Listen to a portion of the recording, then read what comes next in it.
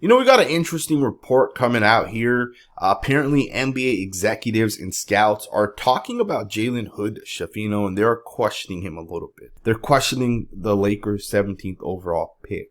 One of the quotes that was stated was, there are questions about his burst off the dribble and his vertical athleticism.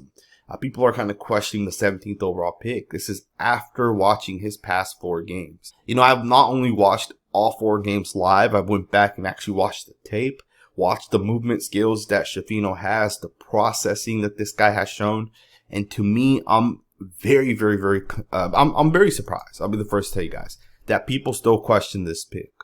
If you're picking at the 3rd or 4th spots, you're looking for a superstar.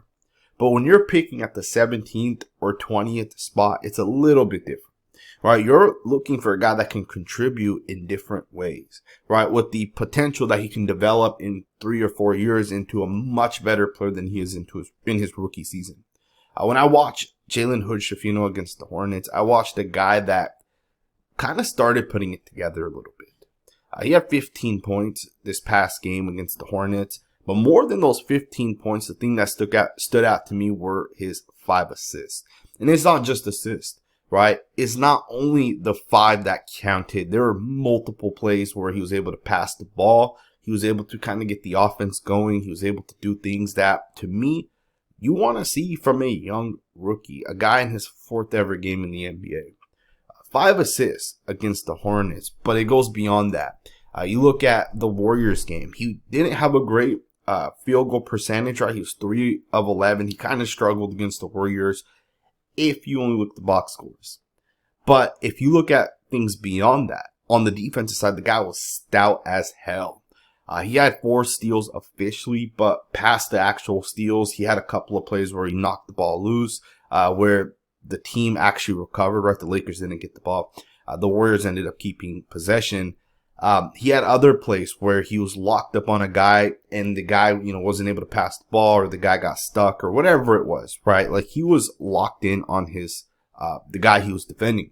He had a block or 2, right? I think statistically he counted only for 1 block, but past that, he had 3 assists. He had 5 rebounds, right? Schifino is doing things that I feel like some people aren't realizing, right? I think some fans, maybe, Warrior fans when we play the Warriors, or Hornet fans when we play the Hornets, maybe they're not really realizing some of the things that this guy's doing, because to me, he looked very, very, very solid. Now, he's not obviously, a day 1 starter. He's not going to start for the Lakers right away. And I don't even know how many minutes this guy's going to play, right? Let's just be honest. Against the Spurs, he dropped 20 points, looked really solid. And against the Warriors, 3 of 11, wasn't that great on the offensive side. And until he gets more consistent, I don't see this guy playing a lot of minutes his rookie season. Right. But the fact that people are questioning his dribbling ability, right? His ability to attack the rim, right? Those type of things, it doesn't make a whole lot of sense for me.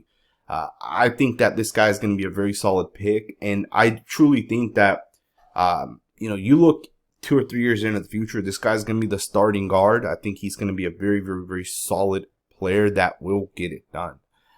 Again, he was a 17th overall pick. When you look at guys like Jalen Hood-Schifino, you look at a guy like Max Christie, even a guy like Colin Castleton, right? You did a solid ass job just in these 2 seasons, finding some guys that'll be contributors down the line.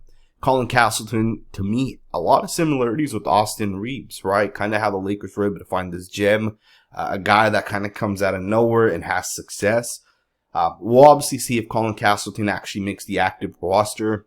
Right now, Schifino counts as a roster spot, but Castleton doesn't, right? Because he's technically a UDFA. And the Lakers are looking to possibly bring someone else in, right? We've heard about Christian Wood potentially being like that next guy, right? That final spot for the Lakers roster.